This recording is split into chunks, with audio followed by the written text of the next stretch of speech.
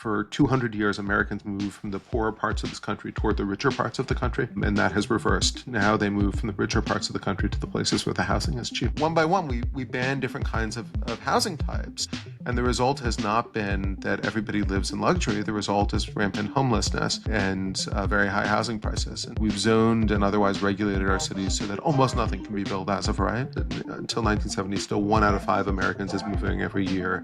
We just got new numbers from the census a couple of months ago. It's down to 1 out of 13. It's an all-time low. Most Podern 팟캐스트. Welcome back to Most Podern, the podcast where we unpack why the physical world looks the way it does and how it will transform in the future. I'm Alex Yuen, here with my co-hosts Minkoo Kang and Libo Li. Today we're joined by Yoni Appelbaum. You might know him from his work as deputy executive editor at The Atlantic, where he's been driving conversations on politics, history, and society.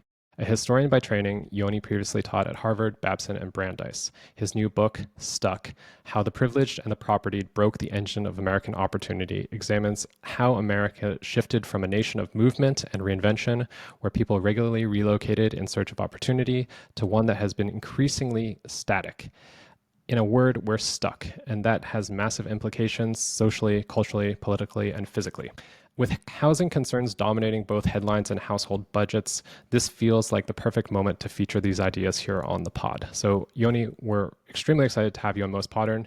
Where does this podcast find you today? You find me in the basement of my home in Washington, D.C. And I wanted to ask you, given the nature of the topic, as just to get started, what type of house are you living in? Yeah, I live in a great house. It's a single-family home here in D.C., and it's a Sears house. This was ordered out of a catalog 100 years ago by a high school mechanical arts teacher who flipped through and found a home that he could afford. He was living in a overpriced apartment and figured out that he could buy a home and build it himself, that it would arrive in 2 boxcars with a big instruction manual like a giant Lego set, and you could just put the thing together. If only we could Amazon Prime housing right now, we wouldn't have this problem necessarily. But Exactly. a different time. Well, I just want to dive right into this. Your book advocates for a more mobile country and citizenry. What kind of mobility are you talking about here?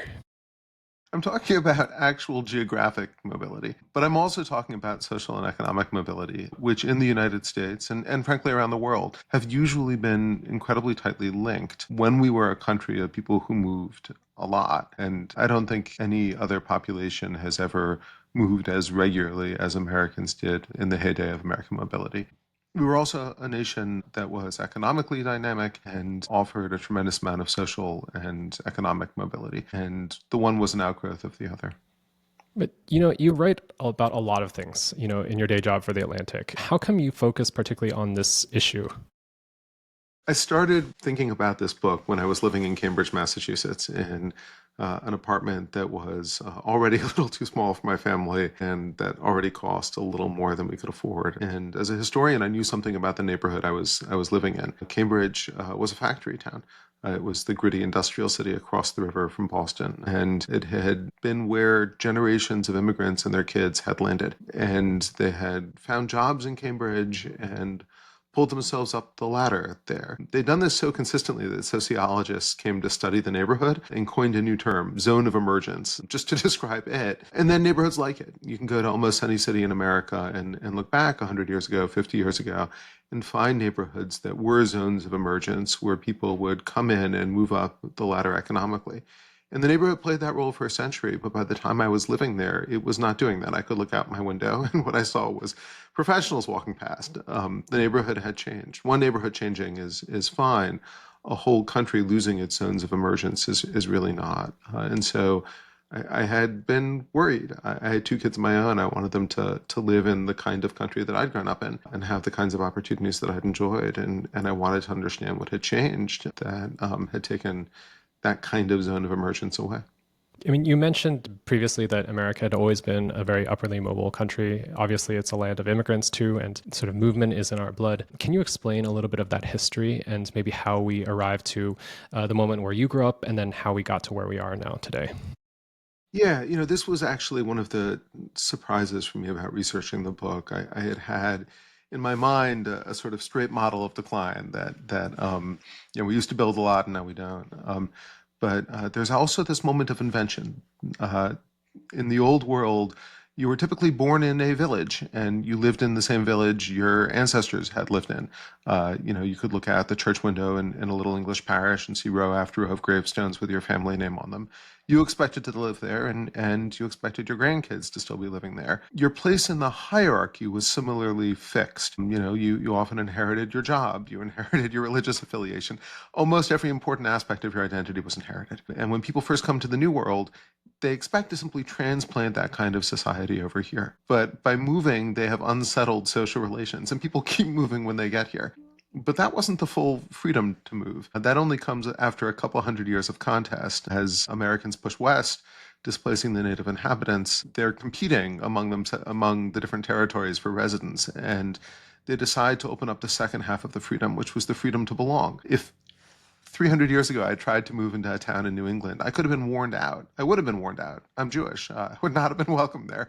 Even if you bought a house, even if you were engaged to a girl in town, you had no right to establish residency somewhere unless the community accepted you. Residence was it was a communal decision and enforced. And it's only in the early 1800s that Americans gained the ability to just choose where to live. It's a freedom at that point that really no other society on earth grants as an individual right. And they start moving all the time. As best I can calculate this, by the middle of the 19th century, 1 out of 3 Americans is moving every year. And with that possibility, they are constructing their own identities, right? When you move, Americans are individualists, but they're not an atomized society, right? There is a nation of individualism because we construct our identities as individuals through our affiliations, through the organizations we choose. As early as 1800, most Americans don't belong to the same church into which they were born. They move and they decide what church they're going to belong to. They join different communal organizations. So this is an incredibly dynamic society, very high rates of new business formation and entrepreneurial activity, and high rates of civic belonging and participation. And it comes out of this extraordinary mobility, this ability to cut loose from the way you were born and the identities you'd inherited and decide who you wanted to be. That is sort of the thing I discovered in researching it, was just what that heyday of mobility had looked like. Over the last 100 years, we've gradually eroded it in stages. And we did this for a variety of reasons we can get into, but we layered on a lot of rules and regulations, particularly zoning, that segregated out the population by race, by income, and made it hard to build. And those regulations have been largely a progressive project. And so they are most restrictive and most avidly enforced in the most progressive jurisdictions. The tragedy of this is that those are also the places Americans most want to live because of the other aspects of progressive governance. It's where we invest in good schools and good playgrounds and welcome diversity. And so the places that offer the greatest opportunity today are not available. For 200 years, Americans moved from the poorer parts of this country toward the richer parts of the country, and that has reversed. Now they move from the richer parts of the country to the places where the housing is cheap. I think one of the things that really stood out to me reading the book was kind of your guiding us through the history of zoning. And one of the things that really blew my mind was how police power is this thing that was used to introduce zoning. What do you mean by police power, and how was it used to lay the foundations for zoning? Yeah, the police power, it's a misleading legal phrase. It has nothing to do with the police. It's the power that local governments have to regulate things. 150 years ago, everybody understood that you could guard the health, safety, and welfare of the community with the police power. But you couldn't, for example, segregate people economically. You couldn't regulate things that were not posing a direct threat to health or safety. Those were private concerns that the municipality had no business intruding into. And so when people first start floating zoning, which has emerged in Europe already by then in Germany, it gets shot down pretty quickly because everybody understands that in the United States, it's not legal. The first zoning law we get is in Modesto, California, and it is a wild story. It basically happens, I think, because nobody is seeking legal advice in Modesto. They don't know how illegal what they're trying really is. They want to push the Chinese out of town. The Chinese have moved into the laundry industry. It's pretty much the only thing they're allowed to do. California is desperate for laundry at this point. It's a largely male population. They view doing laundry as women's work. It gets so desperate in San Francisco in the early years that an entrepreneur puts laundry onto a ship and sends it to Hawaii to be washed. Wow. As a regular business. You could hand him a bag of your dirty linen and 6 weeks later you'll get it back clean. And so the Chinese, who have been pushed out of the gold fields and pushed off the railroads, view this as their opportunity to get their slice of the American dream. But the thing is, it's like a coffee store. You put a laundry close to your customers. You're not going to walk past 3 laundries to get your wash done at the fourth. So they're moving into white neighborhoods in Modesto, and not everybody likes that. They try arson. They try burning them out, and they rebuild. They try vigilante violence. They don hoods and rampage through Chinatown, beating the residents and smashing the storefronts, and they rebuild. And then they try zoning. They write an ordinance which says you have to live, if you're going to have a laundry, you have to operate it west of the tracks and south of G Street. And I pulled an old map of Modesto, and there is only one block on that map at the time that is west of the tracks and south of G Street, and it says Chinatown. They had figured out how to segregate their city using a facially neutral statute that only regulated economic activity. And this goes up to the Supreme Court in California, which basically shrugs and says, it's the Chinese, we'll let it stand. And that's sort of this zombie precedent that stays on the book for the next 30 years. There's not a lot of zoning activity for a while, but it is ultimately going to be the foundational precedent that will lead the Supreme Court to uphold zoning. So that is where zoning starts, with this radical expansion of the police power. And then when New York adopts zoning, they realize they have a problem, that it's illegal, it's got to get struck down. But there's a loophole with the police power. Once most cities are doing something under the police power, once it's ordinary and usual, you can uphold it. And so New York self-consciously adopts zoning and then races to persuade enough other places in America to adopt zoning that by the time the case can ripen and get to the Supreme Court, it will be upheld. And they pull off the race. They spread it widely enough that by the time it gets to the Supreme Court, the justices are walking to work through a zoned city, and it's become ordinary. And so they decide it's a legitimate exercise of the police power. Yeah, from those statewide zonings and now to a point where I live in Boston, but the zoning regulation in Cambridge and zoning regulation in Boston is wildly different. Yeah. Currently Cambridge unlocked their zoning by allowing lots for over 5,000 square feet to build up to 6 stories, which is an amazing YIMBY move. But how did we get here? Like, is that why we see so many single-family housing only around U.S. states, U.S. cities? Yeah, it's a great question, right? So you get some cities adopting zoning that you need to change state level law for the cities to do it. So Herbert Hoover actually convenes a commission to sort of encourage states to adopt a model zoning statute. And there are very few rules in that statute placed on the cities. And so they start innovating. They start coming up with more and more intricate zoning rules. At first, it's about disallowing sort of the most outrageous uses of land that you can come up with. Very quickly, it jumps, and in Berkeley, California, we got the first single-family zoning statute, which is designed basically to keep working-class immigrants out of Berkeley, and done by a guy who was upset that somebody built a apartment building on his block. And he changes state law, and then changes city law, and then writes a zoning ordinance, and then enforces the zoning ordinance to keep anyone else from doing that, Sam. But it gives us single-family zoning, and other cities adopt it. Today, we have this sort of amazing landscape where much of America is zoned for single-family homes. And I should stress this, there is nothing wrong with single-family homes. I said at the top, I'm living in a single-family home right now. What is really strange about the way the law has evolved is not that people want to live in single-family homes. They should have that right.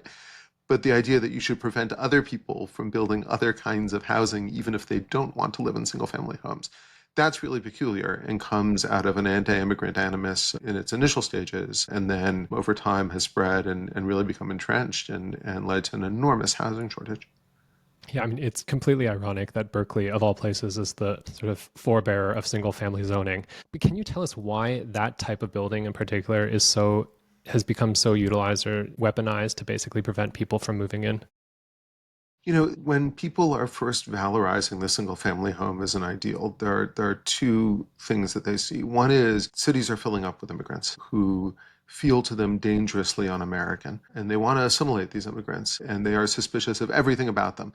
Their clothes, their language, the foods they eat, and how they live. They're living in apartments. Reformers at the time come to associate the apartment not just as a site of immorality, but as a cause of immorality. They write these long screeds explaining how living in an apartment is morally, physically degrading. It's strange to read now, to think that the built environment, to which we impute all kinds of powers, but that apartment living should destroy the family, lead to sexual vice, physically degrade people. There are these theories that only the worst kinds of people can survive apartment living, and so you'll actually force the evolution within a few generations conditions. I mean, it's really dramatic stuff. So that's one source of it is the suspicion of apartment dwelling immigrants.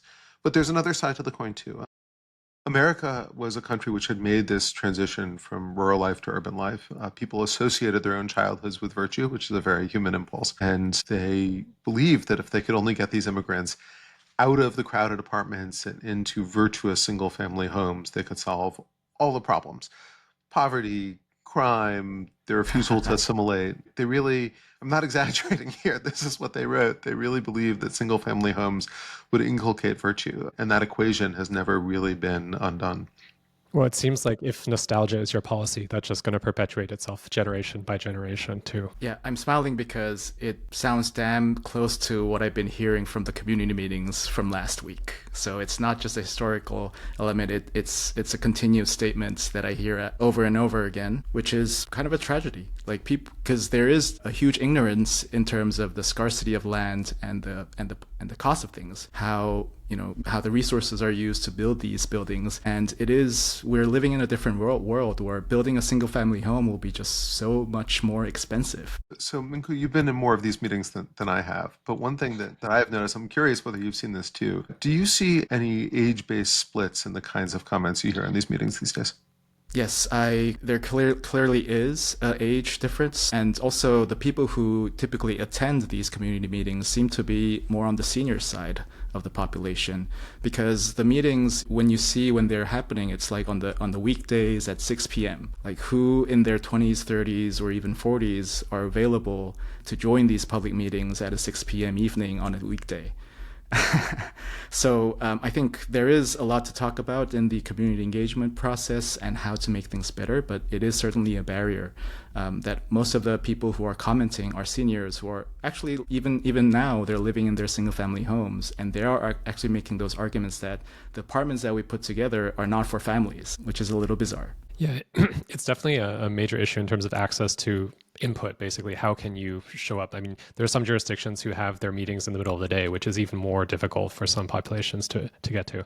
But I want to go back to, so, we have these zoning regulations that make it really hard to build, presumably. Therefore, it's hard to move around.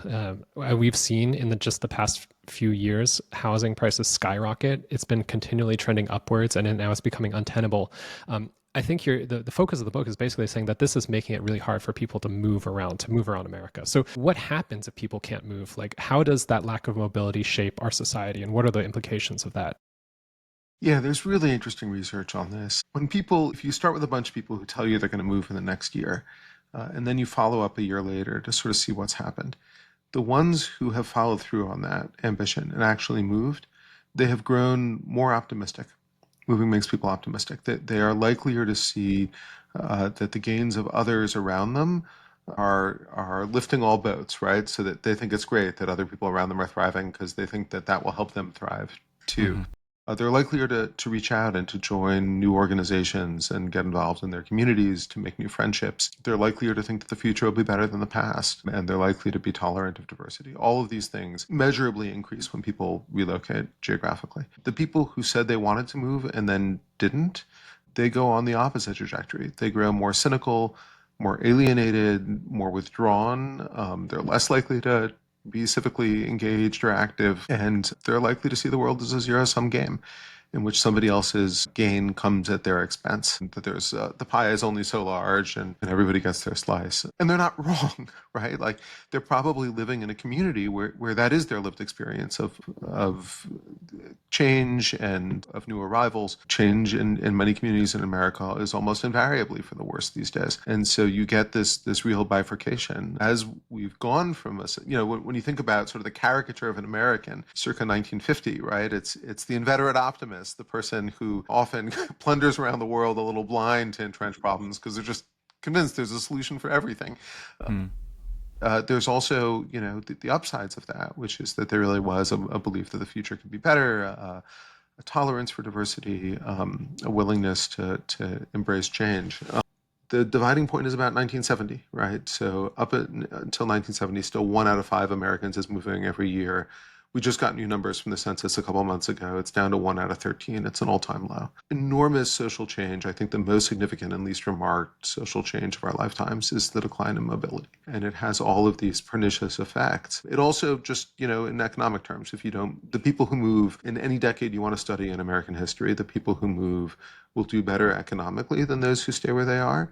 And their kids will do even better economically than the movers. And so these effects ramify through generations. Increasingly, we have a racial divide in mobility. African Americans are showing an even sharper decline than whites of the same age in educational brackets. And so these things are really moving America, I think, in the wrong direction. We're growing more unequal as a society, more stasis-oriented, more suspicious of each other, and less optimistic about the future. Well, I definitely think you put your finger on the problem with the book and the argument that you just laid out right here. I mean, one of the questions I have is, in the current state, in the current moment, like, what are some of the tools that are being used besides single family zoning to actually, let's say, gloss over some of these issues, or say, like, these are the major issues we should think about, not necessarily building more housing, but, maybe considering the environment, maybe considering other quality of life problems? Yeah, there are so many good reasons not to build. And it's one of the things, I have a lot of empathy for it. When somebody's like, look, you're going to build a building down my block, I'm going to have trouble finding parking. That lot is partially open right now, and it's going to come right up to the property line, and that takes away some of the open space in my neighborhood. That there's going to be people of different ages, and I don't always feel safe around the rowdy teenagers. There's lots of reasons to oppose building. And if that's where people's orientation is, if they're trying to find those reasons, if you create a community input process which prioritizes people who have found those reasons, then there's always a good reason not to build. And that's one reason why this is a problem so concentrated in progressive jurisdictions. Progressives believe that government can do good in the world, that government can protect people. And so they're much likelier to layer on rules that are intended to advance these perfectly reasonable objections, that are trying to protect the environment, protect the historic nature of certain resources, protect the character of the community, guard against gentrification. Like, I get all these goals. The problem is that if you layer on all those things as protective measures, you don't always pause to take into account the harms that you're doing in the process. Because if you ask a different set of questions, you get a very different set of answers. If it's not, what do you stand to lose here? But if the question is, do you think young families should be able to move into your neighborhood? Do you want a store that you can walk to? Do you think that the nurses and the daycare workers and the firefighters who provide services for people in this community should be able to raise their children here? You get a really different set of answers to those questions. And so, often these debates happen around issues that I hesitate to call pretextual, because I think some of them are genuine and genuinely heartfelt, but they happen around the potential harms. And the way we've set up the review process and the way we've conceptualized this, it's very hard to focus on the potential goods. There's a community meeting in Cambridge that sticks in my mind for a condo conversion, where a woman came to testify that night and said, I came before you a couple of years ago to oppose a condo conversion down the block. And a woman approached me after that meeting and said, could I buy you a cup of coffee? And explained she wanted to move into that building. And I hadn't thought about people like her before that. And we kept talking, and she's now one of my closest friends. And I made other friends in the building as a result, too. And my life is richer and better for the fact that I have new neighbors. And I didn't think of any of that when I testified against it. And I didn't expect it to happen. And they couldn't be there to testify on their own behalf. And tonight, the people who move into this building we're considering are not here to testify on their own behalf. So I showed up to testify for them and to say that we should build. It was an incredibly moving piece of testimony. And I thought, wow. Then the next person stood up and said, but what about the parking? So Always. Even then there are limits, right? But I do think that too often we're focused on the potential harms of building and not enough on the potential upsides.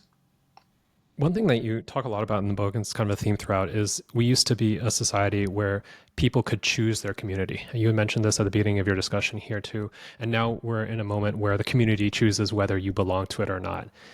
Is this a typically American condition where it's sort of like the haves and the have-nots? I mean, I always think that America loves winners and losers. It's kind of the name of the game. And you either have to be really strong, or you have to be really capable, or you have to be really lucky, or maybe really privileged. Is this something that reflects just a broader American problem? I'm also wondering if this is something that exists in other parts of the world. Yeah, look, if you want to understand who has been discriminated against in American history, all you have to do is track the history of mobility. The Chinese who were shoved out of Modesto. Enslavement is, at its most literal sense, the deprivation of mobility, and the way that enslaved peoples resisted that was by running away, by exercising mobility. So this is a long strand that runs right through American history. Mobility has always been unequally exercised, which to me testifies to how fundamental a right it is, that we haven't extended it equally. There's a long history of confining mobility through things like racial covenants, through various kinds of discriminatory, exclusionary zoning. And so I don't mean to paint an entirely rose-colored picture of the past, but all of that to me underlines this as a fundamental right. Like other American rights, it's been unequally enjoyed, and the populations that have been deprived of it have spent a long time fighting for the right to equally enjoy it. And the reason for that is that mobility is fundamentally about agency, right? It's about you're taking control of your own life and making your own choices. And I do think that's a very American idea, a peculiarly American idea. The idea that you should get to decide who you are in the world. You should get to decide what kind of opportunities you pursue. And that kind of agency is really powerful as a force. And it's why I keep coming back to talking about people choosing their own communities, because they're not just choosing their own communities, they're choosing their own life. They're creating, it's this incredible act of self-fashioning. It's not uniquely American. There are other societies in which people move. There are societies that have shown focused bursts of mobility. Every society that's gone through an industrial and an urban transition has drained the countryside. And then there are societies that have remained mobile even after. If you look around globally, you'll see that other English colonial societies, so Australia, Canada, show relatively high rates of residential mobility. There's something of a pattern there. So we're not wholly unique, although we did take it, I think, to a greater extreme than other places. But that act of self-fashioning is, I think, a valuable idea that America contributes to the world. I have trouble finding a good precedent for it before America invents the freedom to move. And after we invent the freedom to move, what we do is we are able then to spread that idea globally, and other societies pick it up and run with it. And so I do think you can see this same basic orientation and evidence elsewhere. I mean, one of the problems with dealing with the physical environment is that it's shared. It's not like one group, one entity, one individual has complete authority or command over it, and that we experience it in a shared manner too. When we walk down the street, we don't know who the person is who's going to pass by us. We don't, they're a part of our community, but we don't necessarily have any sort of reliance on them, or we don't know what the relationship is necessarily. Isn't this also an issue of autonomy versus commonwealth, which is also something that I feel like keeps on popping up in American society right now? What's good for me versus what's good for everybody, and trying to balance the two. Has it always been that issue as well? That's the tension. When you go back to the covenanted communities of New England that warned out newcomers, they were putting the emphasis on Commonwealth. They were warning out those newcomers because if they allowed somebody to become a resident of the community, they were bonded to them. They were responsible for their care and upkeep in good times and in bad. And that was not an obligation they took on lightly. But for the people who made it into the community, it was great. So that's one end of the spectrum, right? Like the covenanted community living in commonwealth. And it had its good parts and it had its bad parts. It was really hard for most people to join. And it was a very confining life in some ways, but tremendous security. And then you can go over to the opposite extreme, right? The settlement of the Western United States, it was a literal Wild West, right? And libertarians still sort of pine for the decade or so between the arrival of the cow towns and the establishment of some kind of civic order, as sort of stretched infinitely beyond the few years that usually lasted and into some sort of halcyon libertarian dream. And that's the other extreme that we've had in this country. And usually we're navigating a balance between the two. Part of what I'm arguing in the book is that the pendulum has swung too far, that we, for a long time, more than other societies, swung that pendulum toward allowing individual agency and mobility. And lately, we have allowed the pendulum to swing way too far in deference to communal concerns. And they're often not communal concerns, as Minkoo was saying earlier, right? The people who show up to testify, we know this from research, are disproportionately older, are more likely to be white, richer, more likely to be homeowners. And so it's not even the community writ large, and it's certainly not the potential community, the people who could be there if only they had the chance to move in. Right. Well, renters are technically not allowed to vote on community meetings. That's what I found out too, which was astonishing. Yeah, I mean, and I think that opens up another question. Well, actually, I want to ask you, Yoni, what is the solution, basically? We're at this moment where the pendulum has swung too far, in your own words. What do we need to do to bring it back? Yeah, so I'm actually glad I'm talking to you guys. You can tell me whether or not I'm totally off base.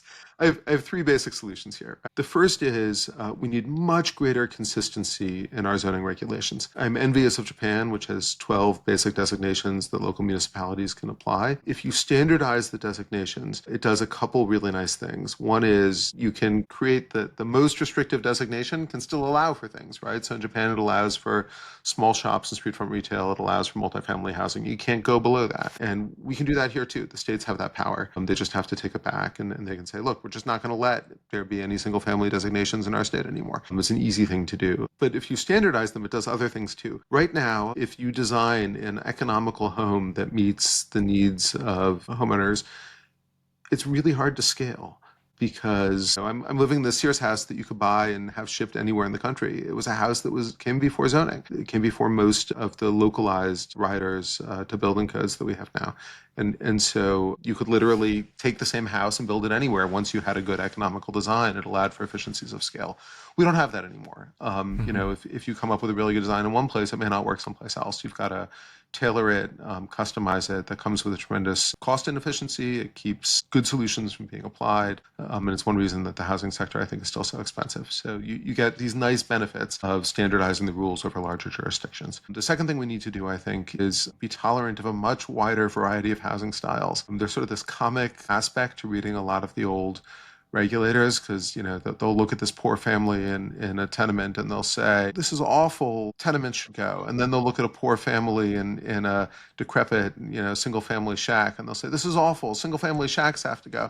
You just want to like take them by the shoulders and say it's the poverty, right? And so one by one we ban different kinds of housing types. And the result has not been that everybody lives in luxury. The result is rampant homelessness and very high housing prices. And that was not the intended effect. And so if we legalize a much wider variety of housing styles, with the modesty to know that what works for me today may not be what you need, and it probably isn't what I need when I was younger and may not be what I need when I'm older, I think legalizing a much wider array of housing styles is really, really important. By the time I'm old, I will look at the houses in this step and have trouble navigating them. When I was young, I did not need a single family home. I needed to live someplace really cheap. My first apartment after college was 150 square feet, and it cost entirely too much, and it was mine, and I loved it. It was exactly what I needed at that phase of my life, and would be even like when people talk about micro apartments now, I'm always amused because like you get these community hearings where somebody stands up and says, that's 450 square feet. Nobody can live in that space. And I was thinking like, what would I have done with the luxury of 450 square feet when I was right out of college? Like, could have walked all the way around the bed. I wouldn't have known what to do with all the space. So I think that like legalizing a much wider variety is important. And then the third is abundance. We have a 50-year deficit. And I keep seeing these conversations. I don't know if you've ever heard a conversation like this where somebody will say, you said we needed more housing. Well, we built it, right? That building went up, it put 12 more units in, and the housing price is still going up. So clearly more supply is not the answer. And I just sort of look at them and think like, that's a teaspoon out of a bathtub of need. And unless we build a lot more housing, we're really not going to get anywhere. So those are my three prescriptions. Well, from a real estate developer standpoint, yes, yes, and yes. No, I mean, I think these are the conversations that a lot of architects are having right now. I mean, they're the conversations that are happening within design schools, for instance, within firms. I think housing is a number one program type that a lot of architects are working on at the moment. But like you say, it's still not enough. And I think the major bottleneck right now is finance. It's extremely expensive to build anything. A lot of those things are out of our control. We have an interest rate where it is right now, 4 or 5%. Construction is going to be extremely expensive. Talk about tariffs, importing wood from Canada, steel from China, things like that. That's also going to make things more difficult. But, there are other things that are in our control. And you mentioned different styles of housing. That's one area that I think is particularly difficult. In San Francisco, for instance, you have to adhere to what they call the residential design guidelines. And basically what it's saying is your house needs to look somehow similar to the one 2 doors, 3 doors, 4 doors down, which from my perspective is a little bit regressive because it's also like, well, that house was built 100 years ago in a totally different era for a totally different use. And I don't think that the scale of my windows is really the most important thing when it comes to actually designing something that's useful in the 21st century. There are certainly layers that need to be addressed, but I think your principles stand true. Yeah, you're making a great point there, that something like a contextual guideline like that really is rooted in an aversion to change. Change is really uncomfortable. I should say, I don't want to come across as some evangelist for moving. I think moving is incredibly important. I also hate moving. I've moved many times in my life and always involuntarily, right? It's always been that I'm weighing what I'm going to get from the move against the inconvenience and the hassle of doing it and the expense, and decide to go through with it. It's never like, God, I've been here too long. I just have to get up and go someplace else. I just want to admit that about myself. And I think that change is really hard. It's uncomfortable. One source of many of these regulations is the avoidance of discomfort. But it's also a little bit like exercise, right? I know that I don't want to get off the couch either and take a jog, but the experts tell me that that is good for me, that even if I don't want to get up and take the jog, I'll be better off for having done it. And then after I've done it, I usually feel pretty good about myself. Moving is like that, but so are other kinds of uncomfortable change. And I'm always amused when you go back and read the debate over some beloved neighborhood fixture.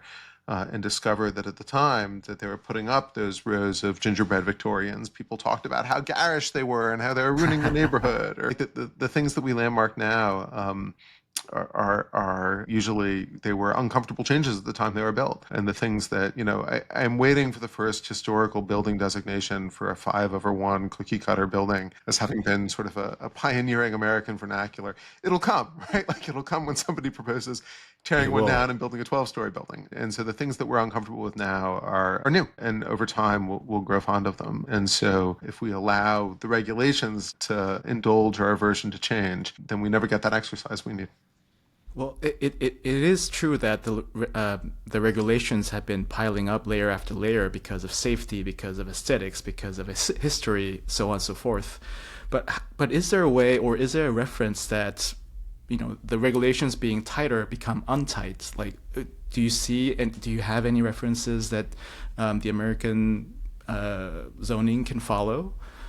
Yeah, look, there are good places we can look. You cited Cambridge at the beginning of the conversation. That's where I started writing this book. I also got together with a few friends one night in somebody's apartment, and we started a group called A Better Cambridge, which is still there and still advocating. I moved out of Cambridge more than a decade ago, but there are groups that it wasn't a short fight, right? That was more than a dozen years after we created that until Cambridge finally changed its zoning. But these struggles are I think worth having. Mm-hmm. Professionally, yeah, you can look around. Tokyo is this fascinating example to me in that it was on the same trajectory as New York. It had layered on reviews, it had layered on regulations. And it's really the national government in Japan that steps in and says, we are choking off the growth in the prime driver of our economy, and we can't let this happen. And they roll it back. And it's not that housing in Tokyo is cheap, right? This kind of streamlined regulation does not solve all problems, but it does solve some. I'll throw one other reform out there that I mentioned briefly, which you can see implemented in some places and I think works, and that is as of right construction. Mm-hmm. That if you publish the guidelines and they're clear, and as long as you're staying within the guidelines, you can just build. And we've zoned and otherwise regulated our cities so that almost nothing can be built as of right. But putting that back in place, gives not just a simplicity to the process, but more valuable, perhaps, it gives predictability. So that if you are taking out that construction loan, like exactly what your timeline is, you're not afraid you're going to get derailed by years of litigation, by a third round of community review hearings to decide whether or not your window frame size is the same as the other three on the block. And as of right construction, I think would be sort of a game changer in terms of allowing, because we can't solve some things easily, right? Like the feds changed the way they do housing loans after 2008. That's complicated. Interest rates are up. That's complicated. This is actually pretty simple, and it's something. And one reason I blame progressives for a lot of this is I want them to take a sense of responsibility at a moment when you can't get anything from Congress because Congress is totally dysfunctional. Mm-hmm. And progressives don't have any particular hope of getting anything good out of this presidential administration. But here's a huge problem. I think maybe the biggest problem in American life is our lack of mobility. And it's one that progressive jurisdictions have the power to solve themselves. They don't need to wait for anyone else. And so you can implement these kinds of changes at the state and local level and make an immediate impact. Is the problem big enough? Because reading your book, one pattern that does emerge is the people that do get to move, do get to elevate themselves through mobility, use their education, use their privilege, use their access to prevent the next group of people from moving up the ladder. Like, are we just doomed to repeat this pattern, or have we gotten to a point where there's going to be a seismic shift on how we look at this problem? It's a great question, right? Because like I'm talking about human nature here, and everybody in a position of privation sees the problem with elite privilege right up until they become a member of the elite. And so, yeah, it's a recurrent problem. I became convinced writing the book that you cannot give the power to local communities to police their borders that way.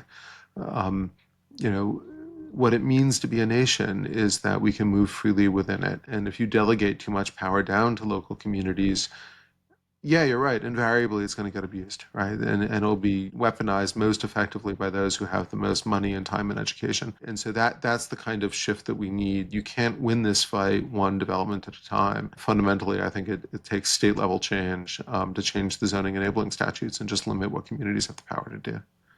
Yeah, I was going to ask you who is the body that should have that power. But if I were to take, for instance, California, which you talk quite a lot about in the book and is sort of the poster child for failed housing production, you have Southern California, which is suburban, widespread highways, things of that nature. And then you have a place like San Francisco, where I'm right now, where it's much denser, where you have 4 or 5-story buildings, you have public transportation.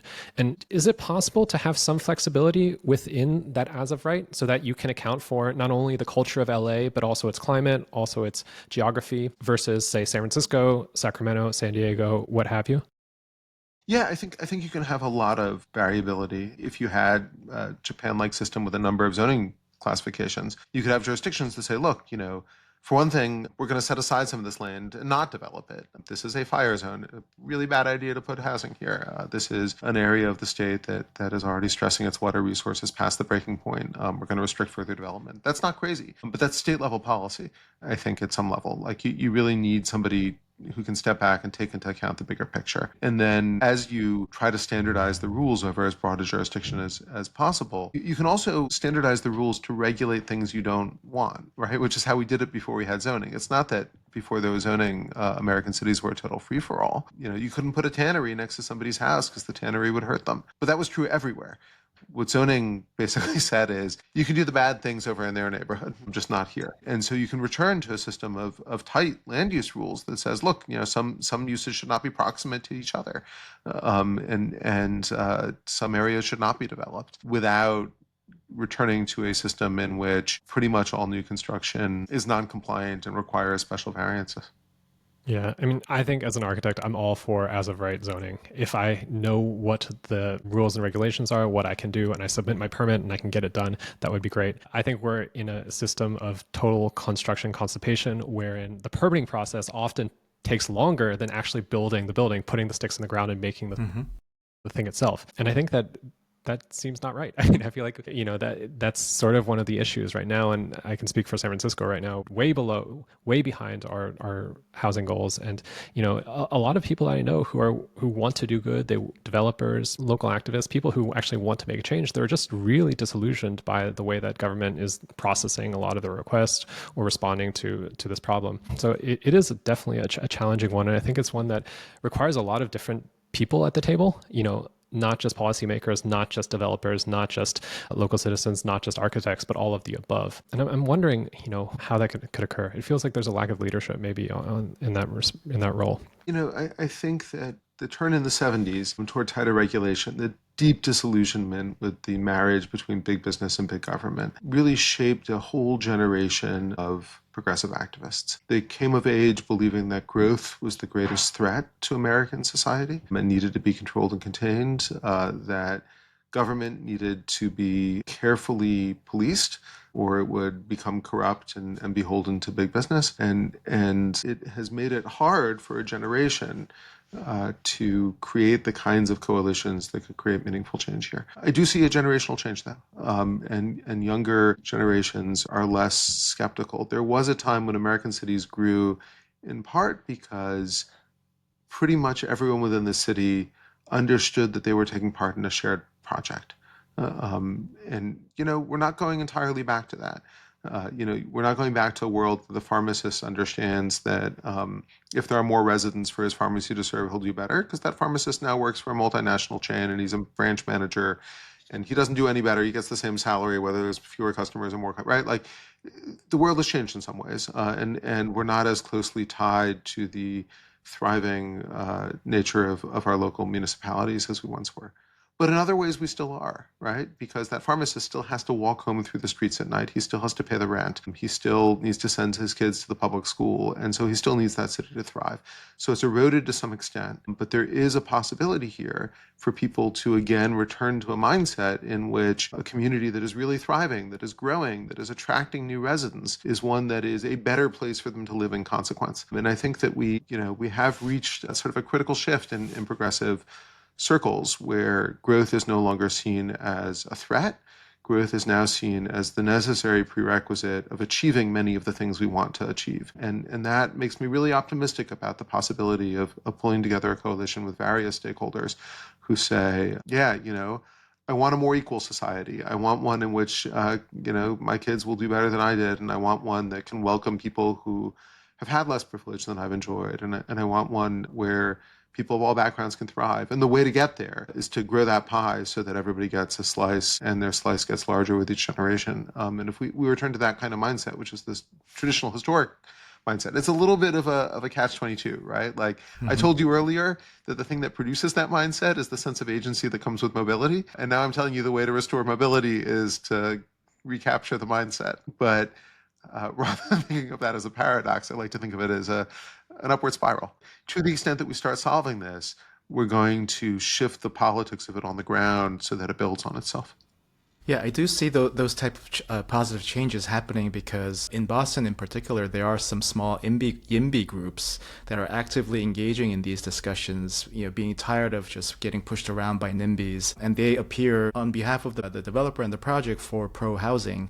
And I think we need more of those to appear and also attend and engage in these discussions, because otherwise, a negative thought is the most powerful and it is contagious. So like when people come in and say, bad things about the project, the next meeting you'll have, two multiple of those people coming in for the same thing. So I think that type of small changes and the people who will be benefiting from those, pro-housing would proactively need to come to these meetings and voice their opinions so that the politicians or the mayors who can make those changes can also feel comfortable somewhat that knowing that these type of voices are out there. So it will be a balancing act rather than, if I touch zoning, this will be such a scandalous thing that, I'm not even going to go there. Like, I think we're past that point and really we are in dire need of change. I think that Overton window has starting to shift. I feel it. I mean, when you go to planning meetings, a lot of times now it's, there's the NIMBYs, they'll show up. And one project I'm working on right now, it's actually the planning commissioner herself who said, look, you shouldn't be worried about if your kids are going to be safe because there's going to be affordable housing there. You should be worried about, are your kids going to have a place to live when they're 25, when they're 30, exactly. when they're your age right now. And so I do see some people stepping up and starting to recognize that need. I just don't think it's maybe happening quickly enough. But nevertheless, I sort of share your optimism, Yoni and Minkoo, in the sense that I do think that people are changing their mentality. Before we wrap, I just want to go back to two things. If I'm going to reference what you had, the 1970s, which is when you talked about how things had sort of shifted, two major changes since then. One is the emergence of the virtual realm, in that if things aren't good in the physical world, you can retreat now to the internet, to social media. You don't have to live in spaces that are beautiful or functional. In fact, you can also live in places that maybe aren't as connected to those communities that you had referenced before. The second is also just the aging of the building itself, and that it is, I think, for general public welfare, it would be advantageous for us to at least renovate in not that many cases, also just destroy the building and replace them, because issues about sustainability. I know, Minkoo, when you're working in Boston, making sure your building is environmentally sustainable and it's sealed and it's passive house compliant, things of that nature. So I think those are also two important sort of changes that society should also be aware of. And, my parents have been living in their house they moved 30 years ago, and it hasn't really changed since then. And I often think that if they had actually moved, they would have had the opportunity to rethink things, renovate, change the paint maybe, and it would be nicer for them too. I owned an apartment at one point in Cambridge. When we moved out, we renovated it before we sold it. And I walked in the day, I put in a lot of work on the renovation. I didn't have money, so I invested sweat equity, right? Mm-hmm. And looked at what I had done at the end and thought, gosh, why didn't I do that 3 years ago? This is a much nicer place to live than the apartment I actually lived in. And I think that's not an uncommon experience. When people were moving a lot, they really treated housing the way you might treat a leased car or an iPhone, where you expected that by relocating periodically, you were getting, 1 year your housing had running water, and the next year it had hot and cold running water. And that was really cool, right? And then it had gas heat, and that was even better. Housing, I love my house. It's 100 years old. It shows its age. And so I think about that in the summer when I have to bring the air conditioners down from the attic and stick them in the windows. There are some pretty cool innovations that we've come up with in the last 100 years that I can't take advantage of. And I do think that, by renewing the housing stock, we can not only encourage mobility, but actually improve the quality of life and get the ancillary benefits like greater energy efficiency that are not available right now. So yeah, that there is a way in which stasis seeps into our society from our immobility and lots of other ways that cost us. I just want to ask a last question. We talked a lot about physical mobility, and as a designer, as an architect, I do understand the appeal of being able to move to place to place, but maybe it's something precipitated by the pandemic, but there is a lot of digital mobility. You can work remote now. You're not really tied to the opportunities of the place. So what's different about physical mobility that makes it so much more able to lift someone up into this echelon and achieve their American dream? Yeah, and we may get to a point where it's no longer necessary, right? But I sort of look at the housing markets to tell me how that's going. Right now, people still seem to place a tremendous premium on physical proximity. One thing I observed during the pandemic was that for people who had stored up a lot of social capital, they've been working for person at their job for years, right? And they built really strong relationships. They could move to remote work without losing very much. For new arrivals in a company, for people who didn't have that store of social capital to draw down and deplete, it was much, much harder, right? And for people who wanted to switch, the networking, the serendipity of cities was something that was really hard to replace in the digital realm. Maybe we'll get there, but the housing prices tell me right now that people are still placing the premium on living near each other. I do think that there are ways in which if we could get to sort of that kind of digital freedom, maybe that's a different way to solve some of these issues. But I'm a little skeptical because when you move from one place to another, you're not just changing your physical location, you're severing all your habits. All of us get stuck in ruts, and this is part of the magic of mobility.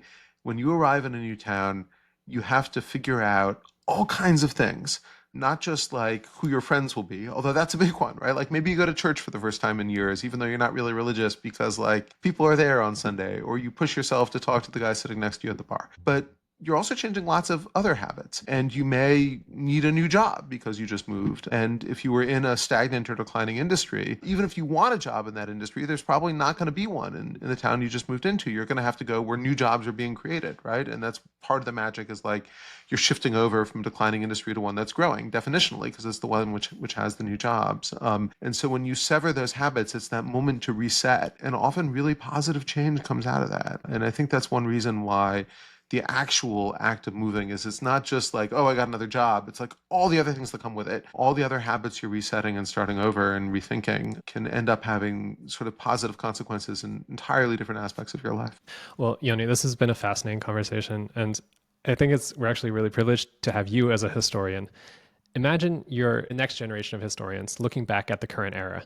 We always ask our guests the same question, but I'd like to hear from you. How would you describe the current era that we're living in right now? I think we are living through fin de siècle, right? Like we've been through a long century of the 20th century sort of extended into the 21st. But the New Deal era in America, I think, is coming to an end in some ways, and we are struggling to figure out what comes next. And so this is going to look back in 20 years or in 100 years. People will look at this decade as a key inflection point. What I can't tell you, because I'm a historian and not a soothsayer, is I can't tell you which way it's going to go. But I think many people sort of have intuitively sensed that some sort of old way of living is now coming to an end. And part of the tremendous agitation in society right now is the sense that there is something new waiting to be born. And so, it's why I'm grateful for conversations like this one and the podcast that you guys host. You're trying to think through new possibilities, and this is a really good moment for that.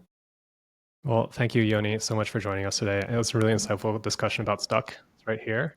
It's really a must read. I also have to mention it's beautifully written. I mean, it is captivating. It illustrates the condition, which is really hard, the physical world, being able to sort of paint that picture for your readers. You've done an amazing job with that. And if anybody's interested in the built environment, in housing, in issues of American democracy, society, community, and, solutions for how we can move forward and make the world a more fair, more accessible, more beautiful place, it's definitely a must read. But Yoni, if people want to hear more of you, more about you, more of your thoughts or your words, where can they find you? If they're not tired of me yet, they can find me at yoniappelbaum.com. I'll be coming out to the West Coast soon for the book tour and hope to meet many readers in person, and on Twitter at yappelbaum. Wonderful. Well, Yoni Appelbaum is the Deputy Executive Editor at The Atlantic and the author of Stuck, How the Privileged and the Property Broke the Engine of American Opportunity, which is available in print, ebook, and audiobook right now. Thank you to everybody listening. Thank you, Minkoo and Libo, for joining us today. If you enjoyed this episode, please make sure to subscribe to Most Podern on YouTube or wherever you get your podcasts. If you're listening on Spotify or Apple, please leave us a rating and review. It really helps us find more people like Yoni who are able to bring their expertise and their perspective to the show. So thanks for listening, and looking forward to seeing you all again next time. Most Podern. Most Podern. Most Podern. Most Podern. 모스트 포던 팟캐스트.